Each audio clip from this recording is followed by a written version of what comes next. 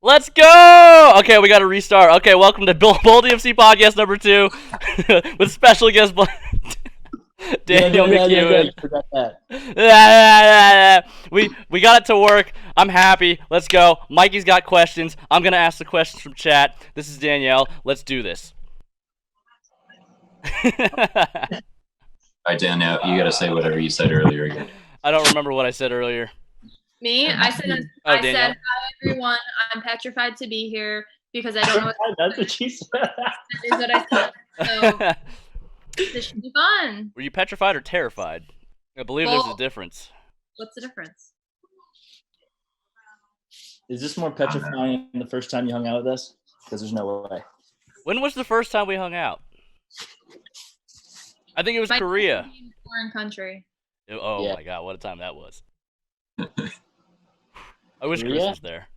At Yeah. at December the December wasn't cool. 2017, I think.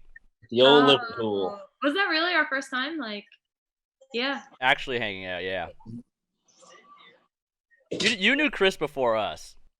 Let's Yeah. rewind. Let's talk about how we all met. I knew DMAC back in 2011.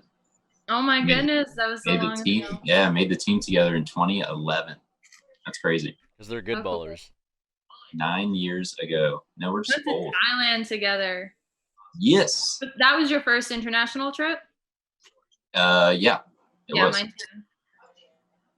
Yep. Actually, what I have on this wall, I don't know how well this is going to be shown.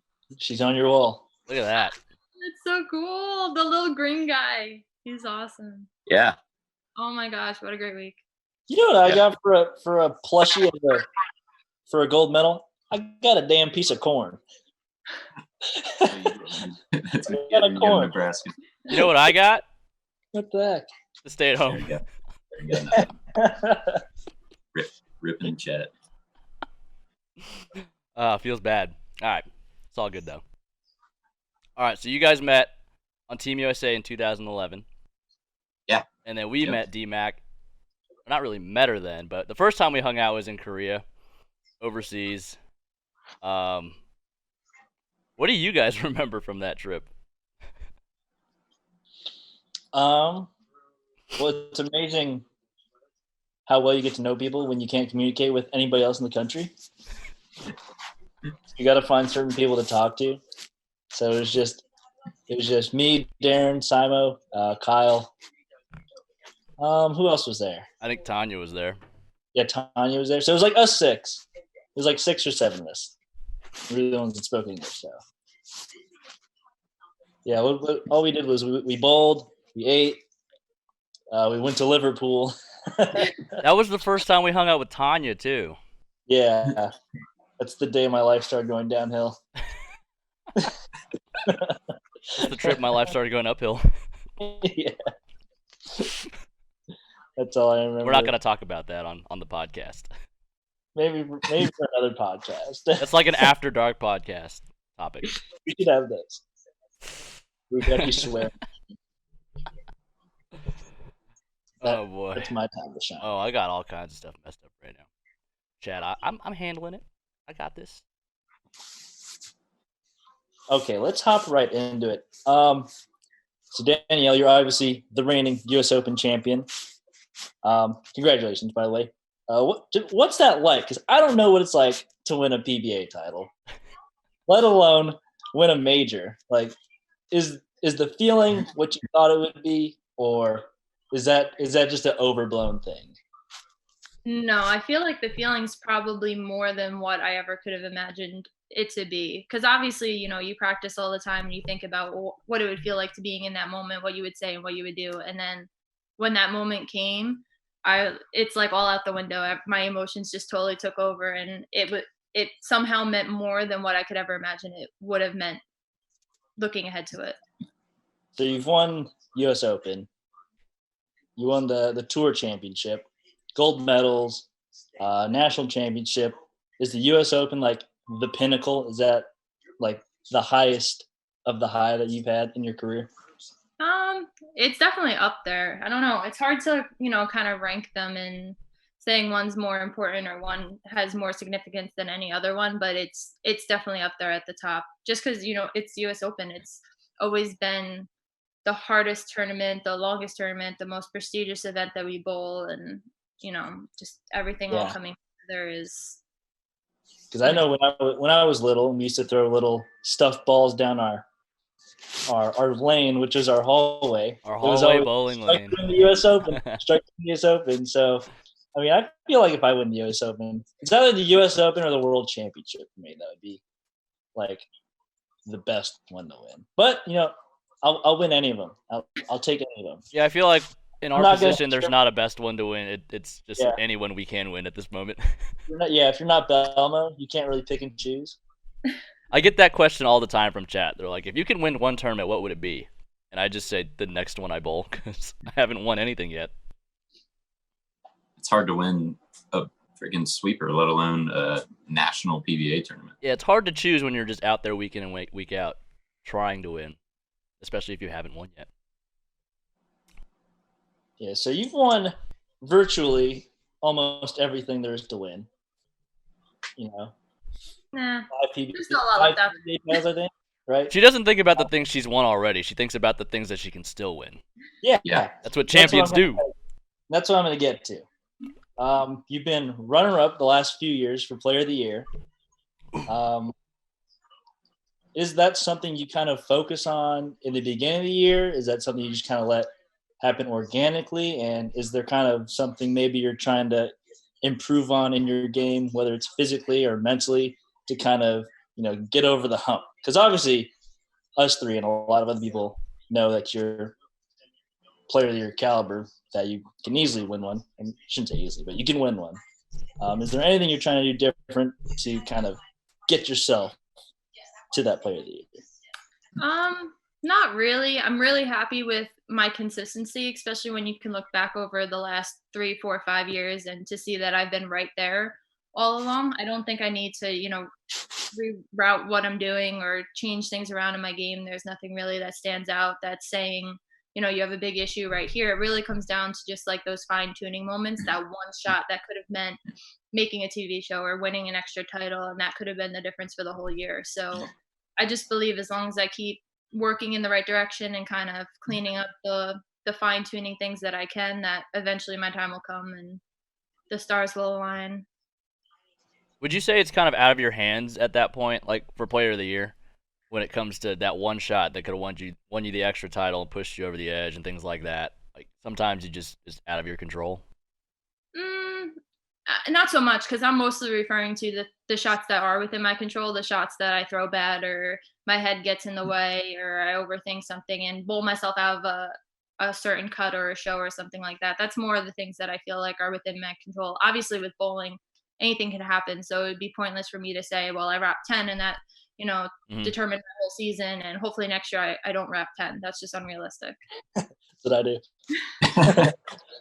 But I do have something to build on that.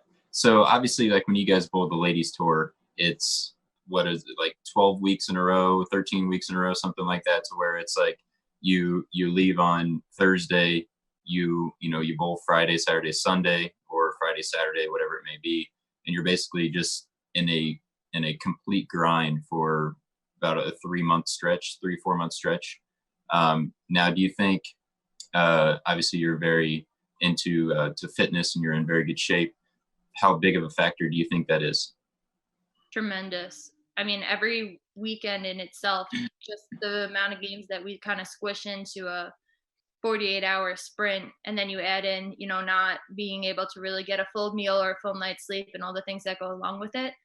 It really comes down to my body being fit and my brain being mentally fit in order to sustain me competing at the best level throughout all those games. I mean, you can see it when you really watch, and it's getting better. A lot of the girls are doing the right stuff, so you're seeing our tour get stronger. But rewinding back to kind of the beginning of our tour, you could literally see as the games went on, just like the mental fatigue and the physical slip-ups happening across the board as you got more games into it. Because I mean, we've been bowling for 12, 13 hours at that point. Of course, it's not just a given and easy thing to do. You have to really train to do it.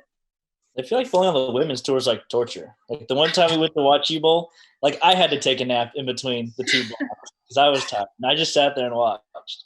Like it's ridiculous. You guys bowled like 8 games in the morning, and you guys had this obscurely long break, and then 8 games a night, and then we went to go eat at like 9:30 at some Italian restaurant. Although our schedule I this was- year has kind of been like that with the match plays, with the big break in the middle. I don't make those, but Yeah, I mean, but if you look at the ladies tour, I took a nap in between you guys' breaks. That's a consistent thing.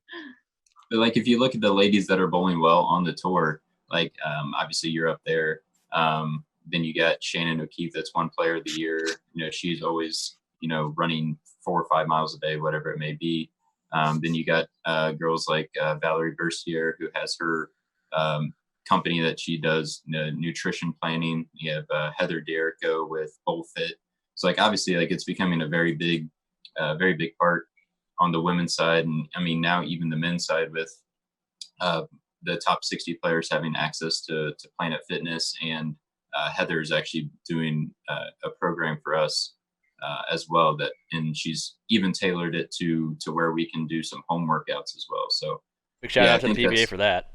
Yeah, that's huge. So I think that's, you know, a big factor, and I was just wondering how big of a factor you thought it was. So it's cool.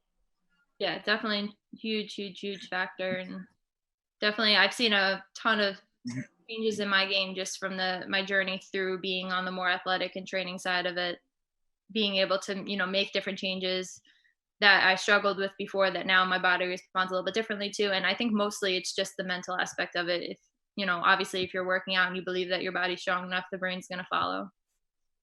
So what do you do to condition your brain, your mental game? Are there anything specific?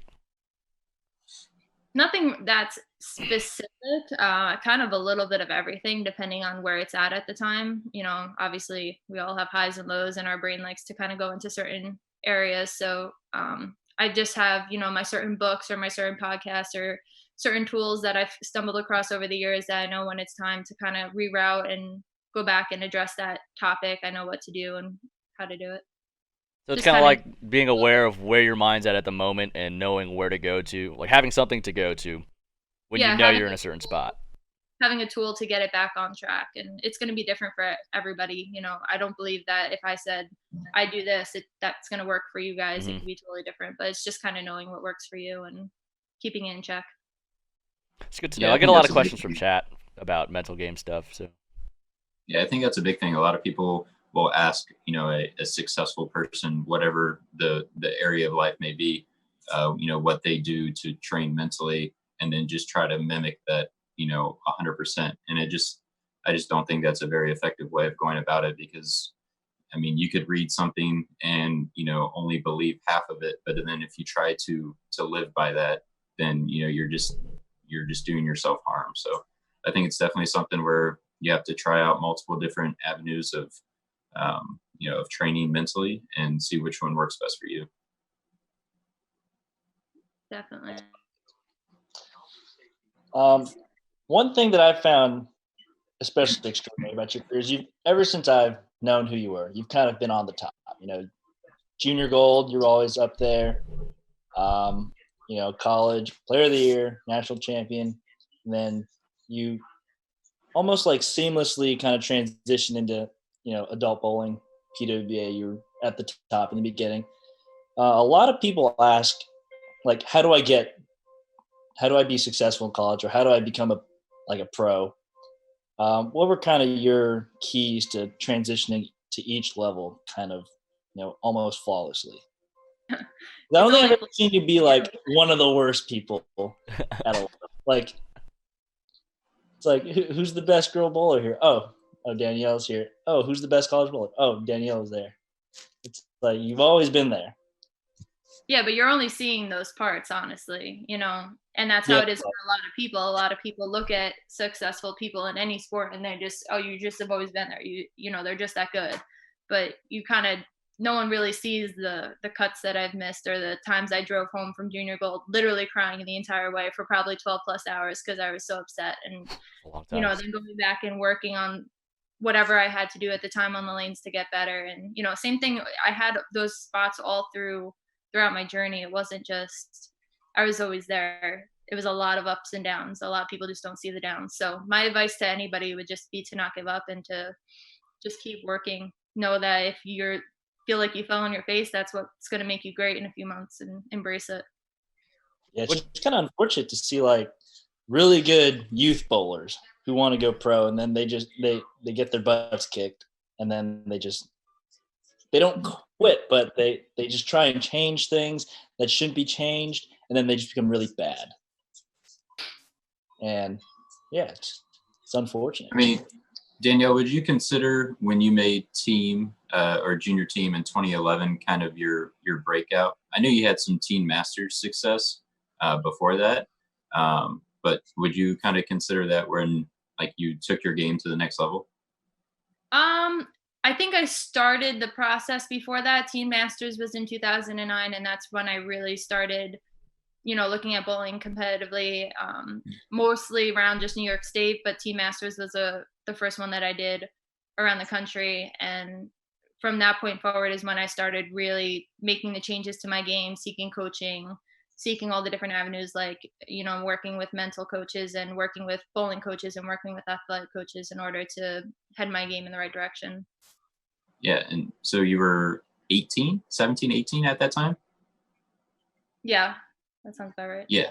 So, and then now we're, 10, 11 years down the road, and now we're kind of seeing you obviously. Yeah, I know. Right. But, we're seeing you at the top level of the game.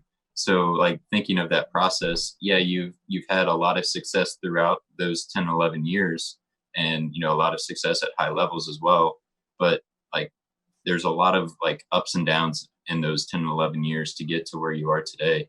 So I think a lot of people get lost in seeing where a certain person is right now and not seeing that, long process. And even, that's just the 11 years or so that you've started to see national success. And that doesn't really, even vote into the however many years before you really started bowling competitively of how much work you're putting in. So yeah, I think it's just a lot longer process than what people think. And I think people are expecting overnight success or, much quicker success than, is actually realistic. I agree. I mean, no one wants to fail. Even looking at just us, you don't want to go to a tournament and do bad, but think about how many experiences you've had from missing cuts or, dropping off of a show where you've learned so much that then propelled you to do something great down the road later on. So I'm just counting this season. It's never ending.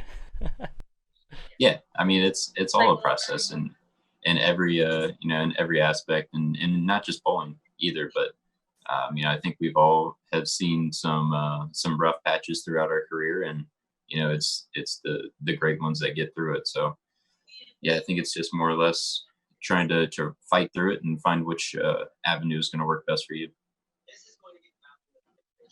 One thing really cool or unique about Danielle is that before I actually knew you and we hung out in 2017, I thought, because I feel like a lot of people's personality kind of reflects in their bowling.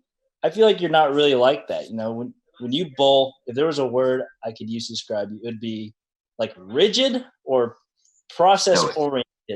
It's very like I do this and I do that and I do that and I bowl. It's very process oriented. Not very approachable. Yeah, like I thought you were the most intimidating people I would ever meet. Thank you. The girls do call her the robot, so yeah, like you're very process oriented, but then in real life, you're kind of you're adventurous. You're pretty laid back and all that stuff. Is you like having that persona as a bowler? Is that something that you worked on? Is that something that's just something you figured out that works for you? Is it your competitiveness? I think it's just me. I mean, that's kind of how I am with other things too. Not like if I walk into the gym, just for an example, to work out, like I'm not there to socialize. If people are talking to me, I'm like, no, like, I'm here to do my job. I'm here to work. I think it's just how I am when I'm doing something that I'm so absorbed in and I love and I want to be successful with. Then I just do my job. And it's like laser focus on that and nothing else exists. And then once I step away from that, then it's non-bowling Danielle can come out. It's kind of funny. You see people like Kyle who, colorful personality, colorful clothes, and he's actually like that off the lanes. Chris is a little bit more of a quiet guy. He's a quiet bowler. It's just like a lot of times personalities match, and it's like I got a off reading on you. Just watching you bowl. A lot of people do. It's kind of funny though. There are some people that are like that, and it's almost like a two-sided thing. You never really see. It's either one or the other. So I agree. Yeah, no, I think so for sure. I mean, there's definitely some people that are showmen on the lanes, as kind of what Kyle is. Belmo's the same way. He's a very outgoing person that he's showing his true emotions. And those are the people that really bring the fans in, because it's something that they can get behind. Pete obviously was one of the best. And then you got the people that are just absolute studs on the lane, like Danielle. Just doesn't need to be a showman. She just throws strikes and wins. People ask me that all the time, though. When it's in a big moment, like, why don't I scream or do something? And I literally would have to tell myself at that time, like, you need to do a reaction. You need to like throw your hands up or do something. Like, it wouldn't be natural. Like, what I do is natural. I'm just as excited or intense or whatever you would use to describe it inside my brain, but outwardly, that's just me. It would be just awkward. Throws the double to win the U.S. Open. I mean, to add on to that, it kind of throws you off your process when you have to think about doing something external when you're not used to doing something like that. So when you're in the moment and you have to throw a shot for the cheese, and you're telling yourself that you got to react afterwards, I feel like that greatly decreases your chances of making a good shot in that moment. I think you're just setting yourself up for failure for sure. So, do we have any chat questions? Do we have any chat questions? They want to know what our GPA in high school was. It's I think 6.3. I think GPA in college would be a little more interesting, but I don't want to know Danielle, you want to go first? We can do both. You guys know off the top of your head? I have an idea. I remember. Rough estimate? Yeah. Flex mine.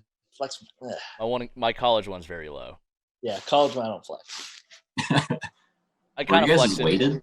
I wasn't in high school. Yeah, I know my weighted and unweighted. Yeah, see, I didn't have we didn't have weighted GPAs. It's kind of looking like Danielle doesn't remember. No, I want to say like I was 4.9. No. No, it was like 4.83. No, I wasn't a genius, but I got good grades. So whatever that equals out to, I honestly don't know what it was exactly. Not a genius. Like Subtract that. You got good grades. Just a robot. Like I had a 3.6 in high school, and weighted it was 3.9. And then in college it was like 2.78. But I was an engineer major, so I've been told that you're allowed to add one whole point to that. So I had a 3.78 in college. Nice. Suck on that. I think I had I want to say I had like a 3.6 in high school. And then I think I had like a 3.2 or 3.3 in college, something like that. I don't know. Probably not. I probably had like a 1.8 or something, but I just don't remember. I was like 3.8 unweighted and like 4.0 or a little over 4.0 weighted. What a genius. And then college I didn't try. I was like a 3 in a psychology major, which is I was like the dead opposite. I didn't try in high school, and then I tried my ass off in college, and I just couldn't get good grades. It was so hard. Well, when I went to college, I majored in bowling. Same. And I went to psychology classes. I always tell people, bowling to school and college for me was like 70-30. I did as much as I needed to do to get by. Unadvised children. It's unadvised. Yeah, I don't advise it either. Unless you plan on going on tour, then sure. I actually had the opposite, though. I feel like in high school, I wasn't all about grades. And then when I got to college, I think more having the NCAA, grade restrictions. And I know that my team was full of really smart girls, and my coach was very strict on us with our grades. So I remember my freshman year, I was doing like what I normally do, and he called me out and was like, "You can do better than this." And then from that moment on, I was like, "Okay, I can't You get can that do great." better. Yeah. You better do better. You're trying to win that team GPA average. Oh, I'm sure we had it by miles. We Is had that a a lot. thing? Yeah, they have it for Oh my the God. NCAA women. Yeah,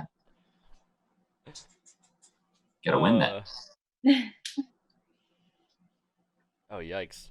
Any more chat Chat's throwing questions? jabs at me. A couple, yeah. Actually, That's right. Danielle, you started bowling competitively a little later than most people would think, right? If I remember Yeah. correctly. You want to touch on that a little bit? Yeah, so I actually started just bowling in general later than anyone would think. I wasn't bowling until I was in high school. I started bowling for the high school team in my 8th grade year, and I didn't have shoes. I didn't have my own bowling ball. I was literally just kind of thrown into it because they didn't have enough girls to compete. And I just figured why not. And then I was obviously the worst one on the team. So I had to get my own ball. I had to get my own shoes. I had to not be the worst one on the team and kind of work my way up so that I would at least bowl. And then, it just kind of went from there. I didn't start bowling competitively until my senior year, going into my senior year of high school. I think that's when I first started just bowling local JBTs. And it was just a whole nother world to see people that are actually really good at bowling and what actually was out there. And that's kind of when I stumbled across junior team and national events like Junior Gold and Team Masters. And I was all just really late in my career, though. And look where we are now. I'm sure there's a lot of women. I'm sure there's a lot of women out there that are very upset at your high school classmates that didn't sign up to bowl in that team because they would have one less competitor to bowl against. Oh, that's Yeah. insane. Into my senior year, I was playing other sports. I was playing tennis. Tennis was my main sport. I was still just kind of bowling just because, I was on this team, and, it became just our little sectional championships and our little regional things became so important to me. So obviously I was trying to get better, but tennis was my main sport. I was planning on going to college to play tennis, not even to bowl, until everything kind of flip-flopped at some point. But it was close. They almost got their wish, if that's what they're thinking. We still need to have our tennis match. Yes. Ooh. Well, I was training before I moved to Ohio. I was getting decent. Oh, I remember. By decent, I'm not very good. I never went with you guys. I know. I'm mad about that. It was real cardio sessions. I got another good question from chat. So, he says, we've all traveled internationally. What is our favorite memory of eating something new overseas? I think Mikey and mine are going to be the same. Yeah.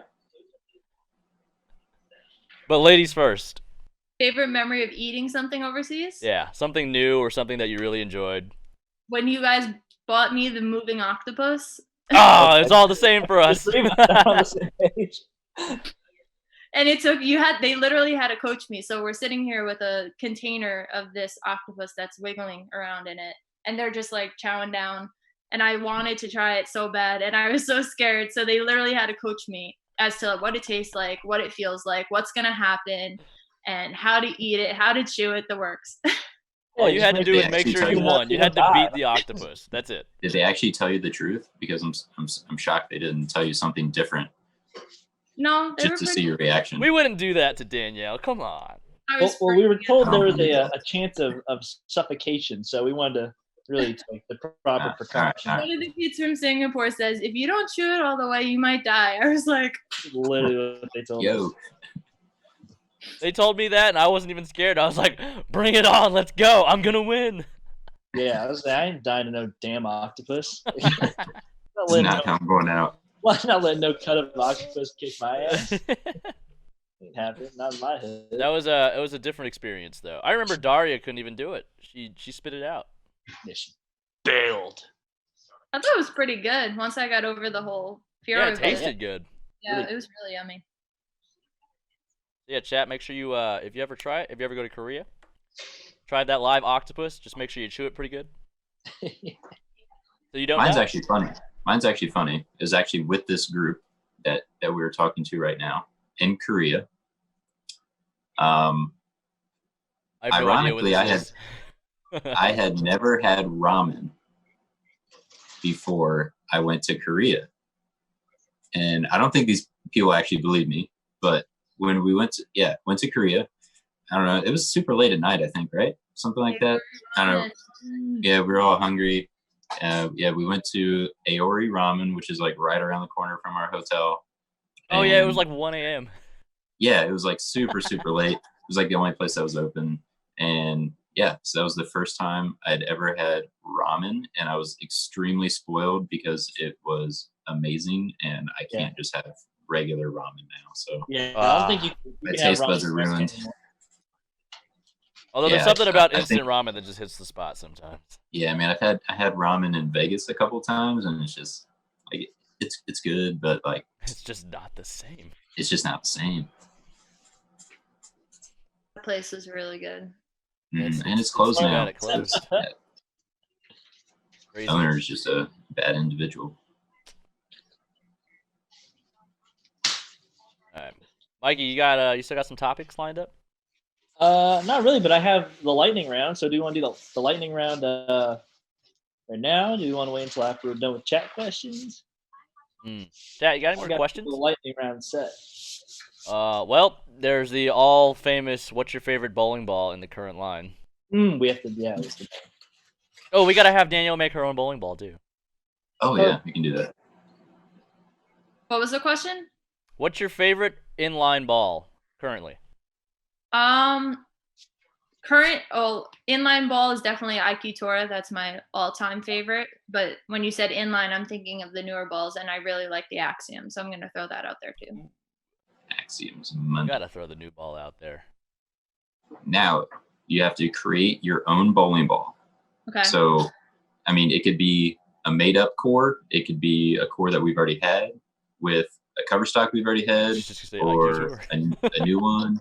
Okay, how do I design a Sherlock? Because that's what I'm gonna do. I mean, yeah, I guess you could just say that you're gonna redesign it. Re-release. What was that? What? If I told you I had a case of them in my closet? You have a case? No, I think I have like 2. I have one. Technically, it's a half a case. Half a case. They fit in a 2-ball case box. Would you change the colors on it, or the scent, Or the name. or the name? No, I would change the name. If it's a new ball, I want it to roll like the Sherlock because I love that ball. We'll change the name.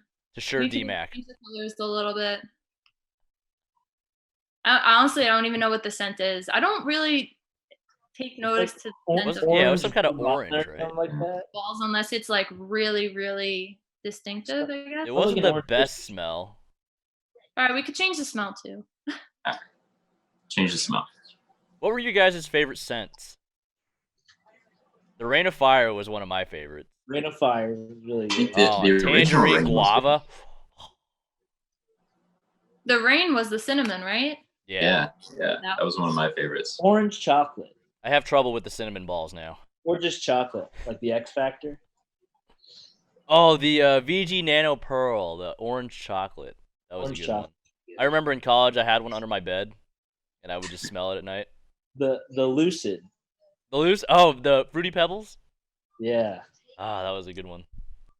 Was the Fusion the blueberry muffin one? Yeah, so. blueberry. Just like That one straight was great. blueberries. That one was great. I like that one. Oh, Gravity Shift Chocolate Cherry.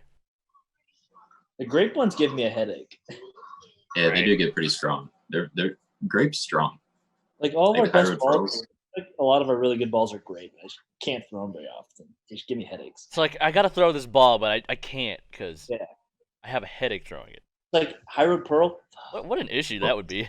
Well, luckily, everyone in the world's gonna have a mask after this coronavirus pandemic's over. So I'm gonna start We'll blowing be with a good. mask. Yeah. yeah, once we change to a grape smelling ball, we'll just have a mask. Or maybe they can start selling masks with the grape scented bowling balls. It's like you get it in the box with the ball. Just with every bowling ball. Kind of like how another company sells their bowling balls with towels. Yeah. We sell Just our have a balls mask. with masks. All right, I'm gonna have a phone call after this.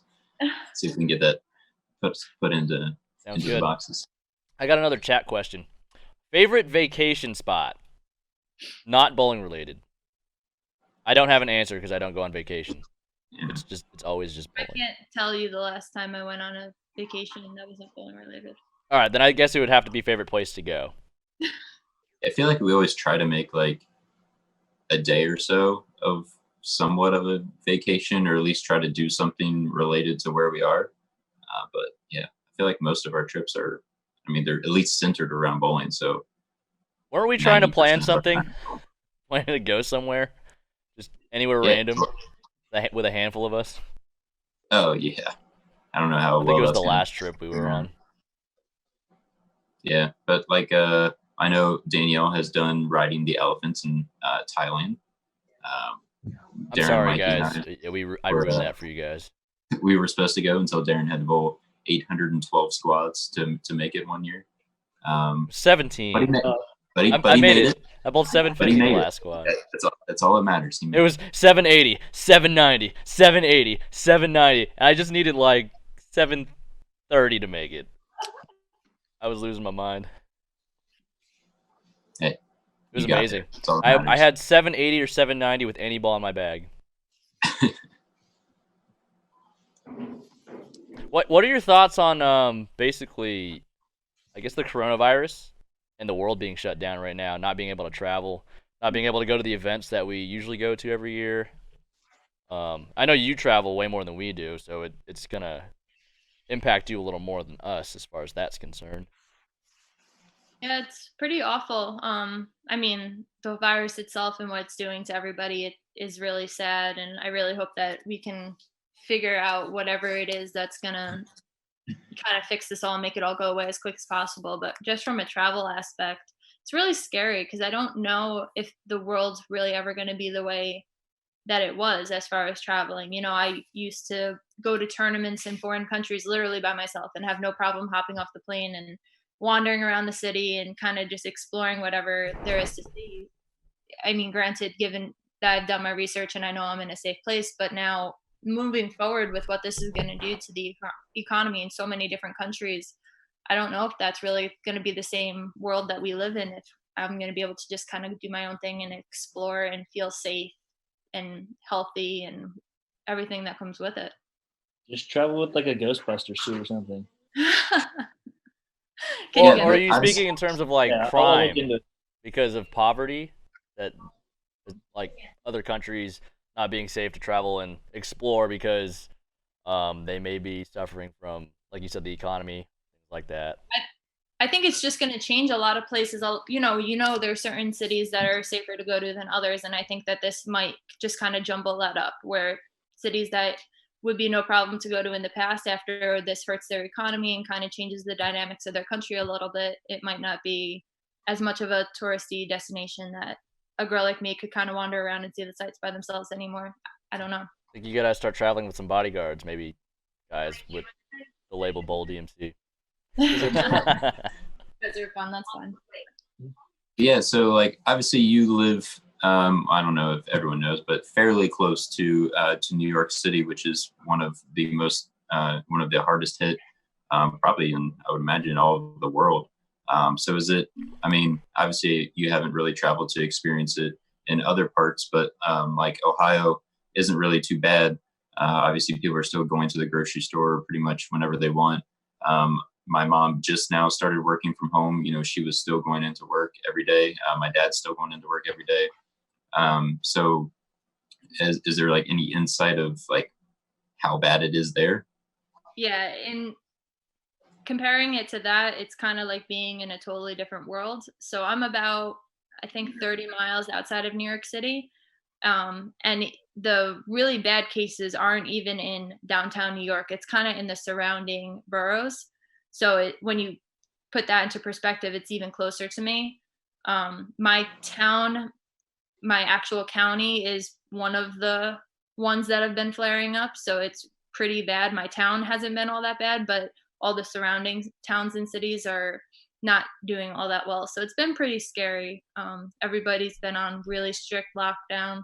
I'm very lucky that a lot of my immediate friends and family are safe and healthy, but the kind of outer ring of that is what we're starting to see, where every time you go on Facebook, it's somebody's aunt, somebody's uncle, somebody's parents or siblings, just kind of that once you get into that reach, somebody is being affected by this as far as them either passing away or being in the hospital. And it's just really sad.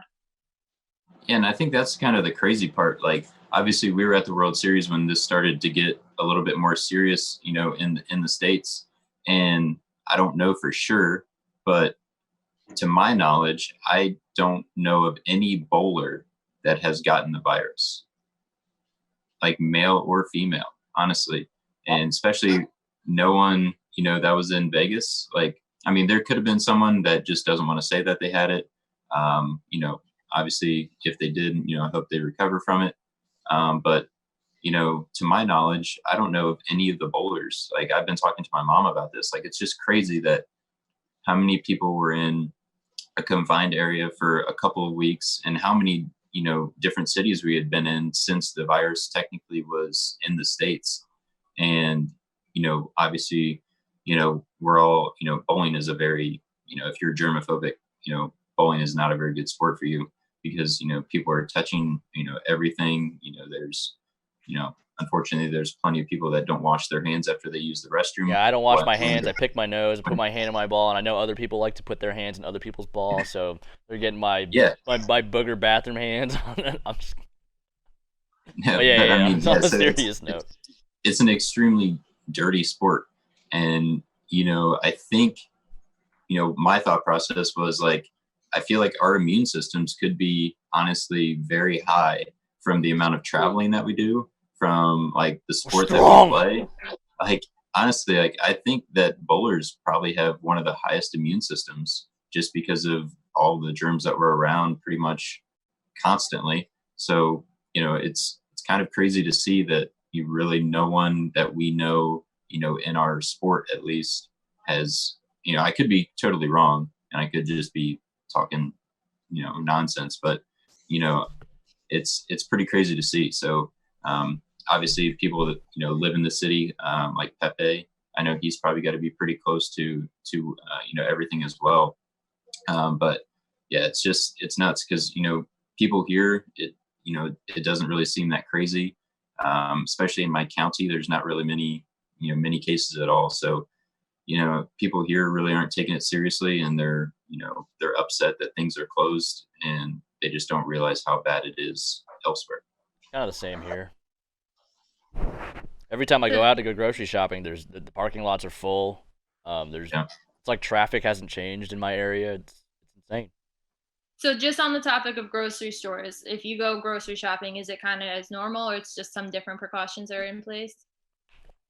Yeah, there's definitely different precautions. It depends on the store here as well. Like certain stores are only allowing specific amounts of people in, and you have to wait outside. And they have obviously like markers that are 6 feet apart. But then there's different stores where it's pretty much the same, and they just suggest you stay 6 feet apart. But obviously people don't really adhere to those rules. But yeah, so I think it's just kind of dependent on the store. Like some of the major chains are more, they have more guidelines, I guess, set in place because obviously they have, locations in all over the country. But some of the smaller stores are really just, kind of do whatever you want. Very interesting. Home Depot is like a roller coaster ride. Sorry. I won't go to a grocery store here because I'm honestly petrified of it. Because the last time that my mom went to one, she was saying that they were like fighting in the aisles, and they had all these restrictions in place that you were literally scared to walk down the aisle the wrong way or walk where you're not supposed to go. And now there's lines out around the building, and there's just all the horror stories that you're hearing are actually happening at my grocery store. So I won't go.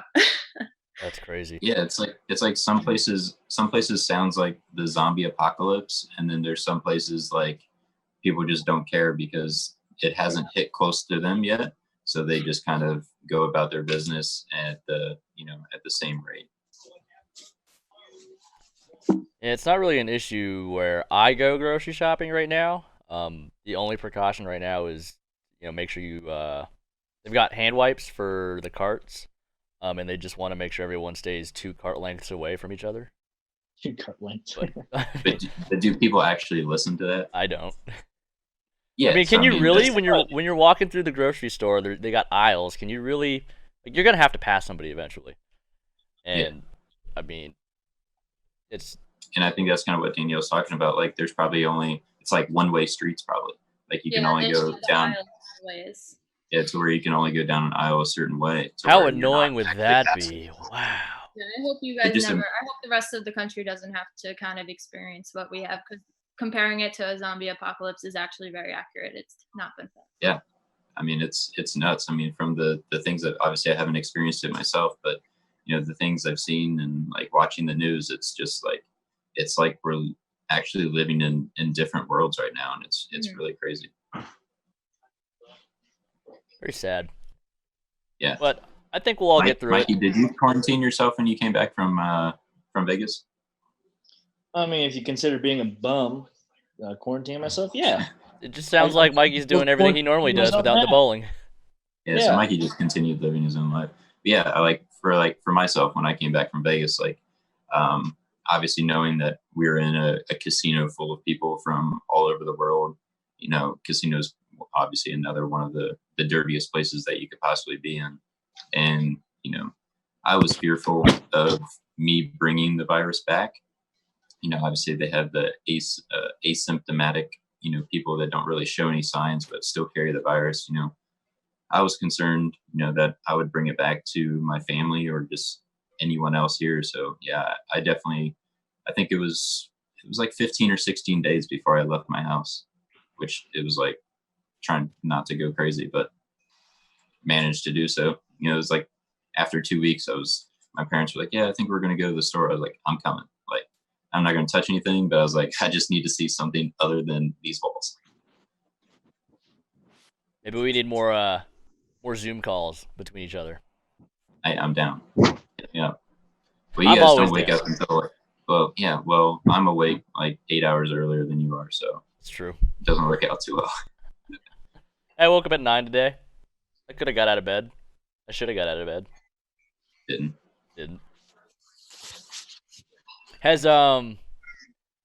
Have any habits changed for you since the lockdown, since you're kind of confined at home now?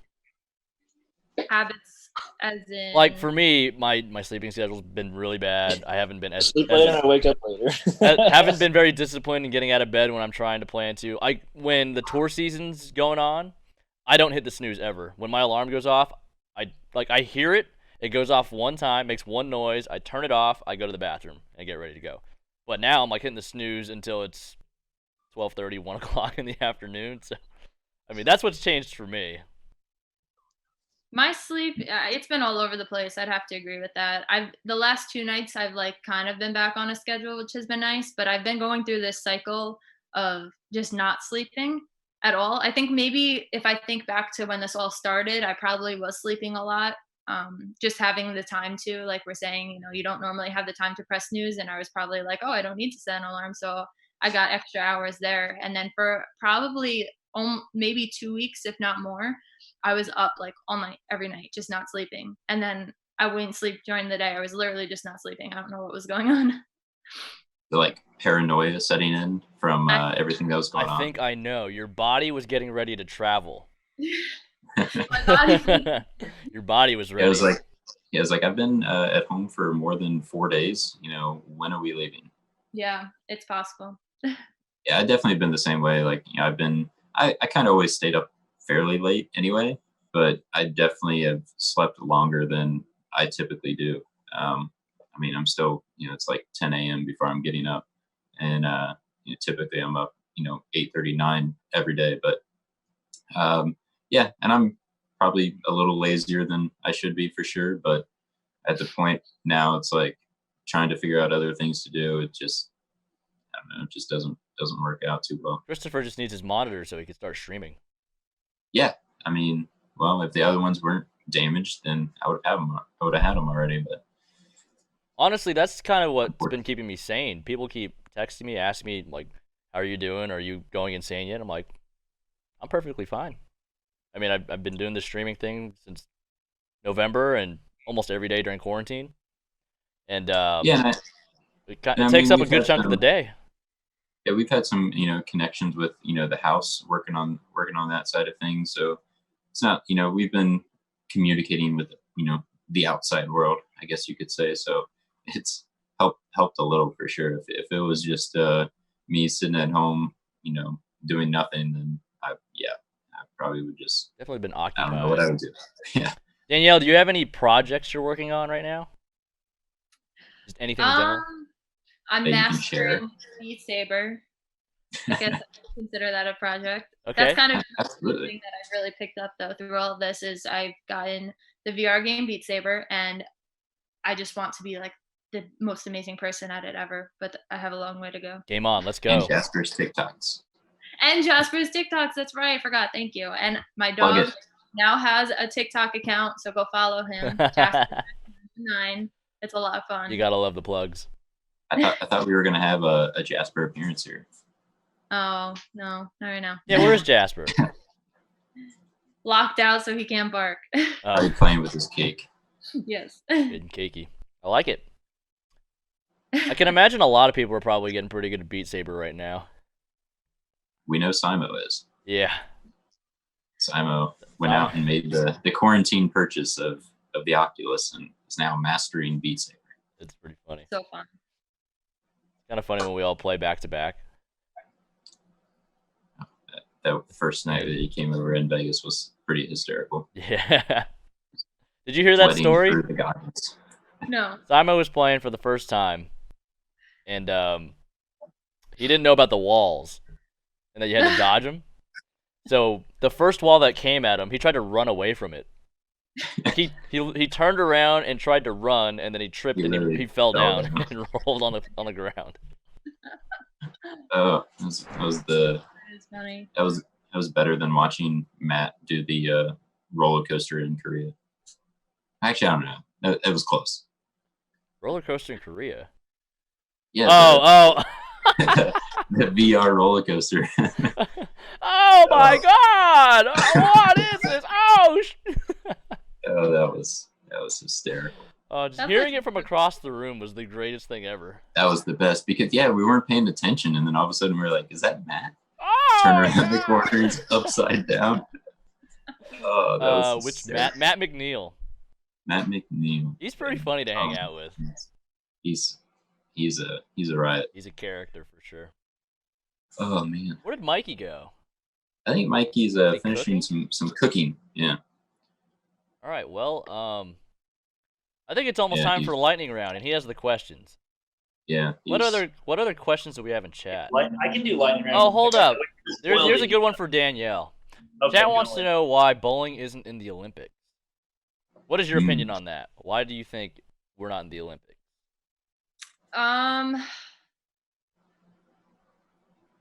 That's a hard question. I know there's a bunch of different reasons. I know certain areas that they talked about after we kind of got denied the last time that we were working on was having a larger, what is it called, for audience of people that want to watch that are outside the bowling world and specifically with our youth. I think a big part of it that they were kind of experimenting with is just the scoring system and people not really understanding even what's going on in match to match, which could make it not as entertaining. Imagine watching a sport where you don't really know who's winning or losing. So I know there's a lot of different things with formats and just the scoring system alone that we were playing with. Probably the biggest part is just people not understanding, people outside the bowling world still thinking that, every bowling center, every bowling lane you bowl on is the same. So what's the difference? Not understanding that there's different oil patterns and there's all these hidden obstacles that we go through that are constantly changing, and actually being able to explain that to somebody that's not a bowler would be a very challenging thing. So I think as long as we keep finding ways to do that, PBA does a great job with putting the graphs on the live TV and having the oil color and all that are just little things that I think are going to head us in the right direction. Yeah, there's this big disconnect between bowlers and non-bowlers.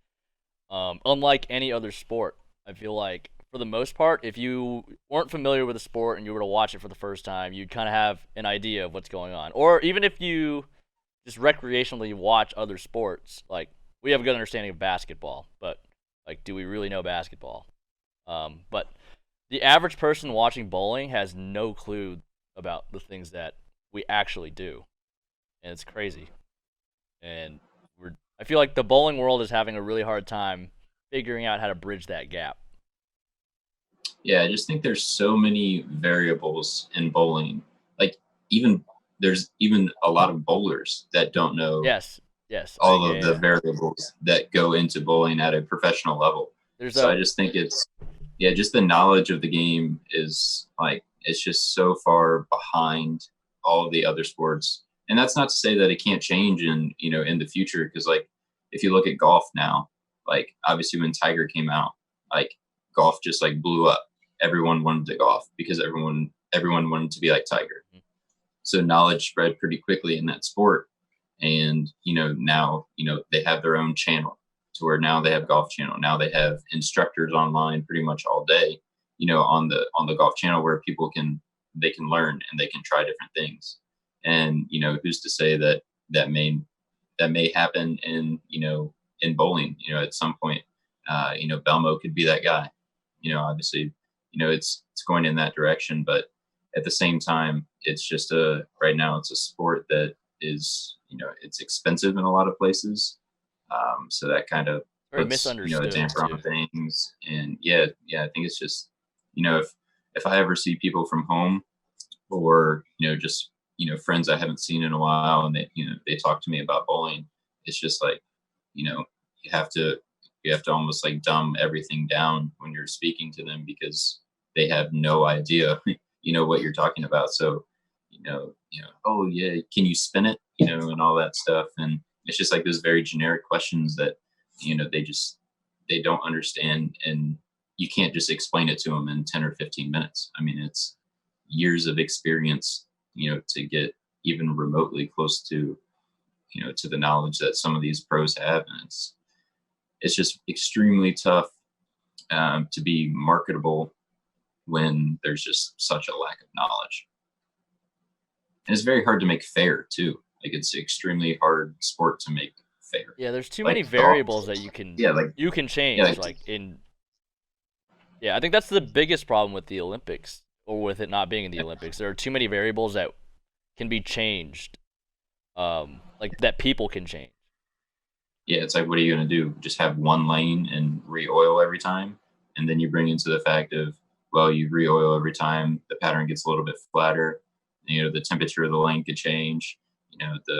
There's just endless amounts of variables that you can't make it the same. So I think that's the biggest obstacle that bowling is going to have to get into the Olympics. Unfortunate.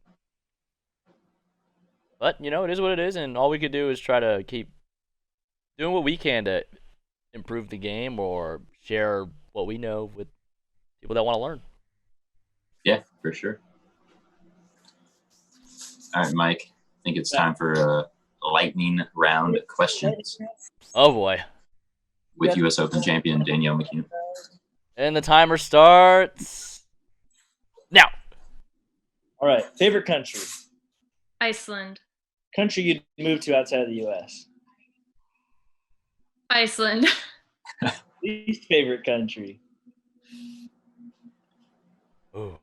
Russia? Ramen or sushi? Ooh. Ooh, that's a Sushi. good one. Favorite piece of sushi? What was that? Favorite? Favorite piece of sushi? Salmon. Anything with salmon. One food for the rest of your life? Sushi. You're teeing it up. Now I put sushi on the brain. It's too easy. She's not nervous anymore. Yeah, one bowling ball for the rest of your life. Sherlock. Favorite Ooh, gym? not IQ Tour. Well, IQ Tour might be a smarter answer. That's probably a little more versatile. It's the only ball I'm throwing. Oh, now you're thinking too much. It defeats the Okay. purpose of the lightning round. Favorite gym session? Leg day. Favorite ball rep? Uh-oh. Ooh, I don't want to play this game. just remember, this is going on YouTube. I don't want to play this game. Next. All right. Favorite BowlDMC member? Nope. Ooh. I won't take offense. That's all I got. I just wanted the questions to get progressively harder. She didn't even answer them. I know. Yeah, it's upsetting. That was an anticlimactic lightning round. Well, does chat have anything? There it is. It's back. Does chat have anything else they want to ask? Any other questions? We have a challenge. Say a word in French. You have to use the right Google translation to help you. The word is unconstitutional. What? That seems like it's a little too difficult for us to do it. I was just gonna say oui. We unconstitutional. What is Mikey's dog's name? Zoe. Zoe. The most social dog on the planet.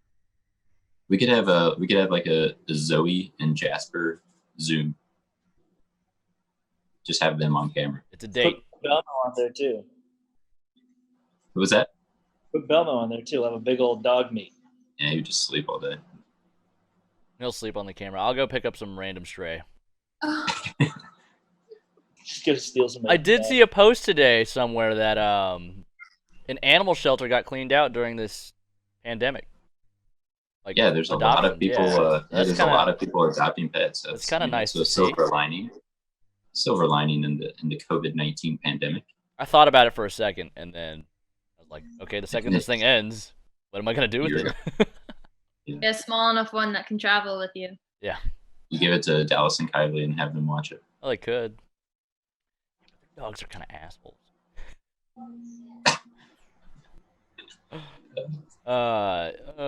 What's Jasper's TikTok?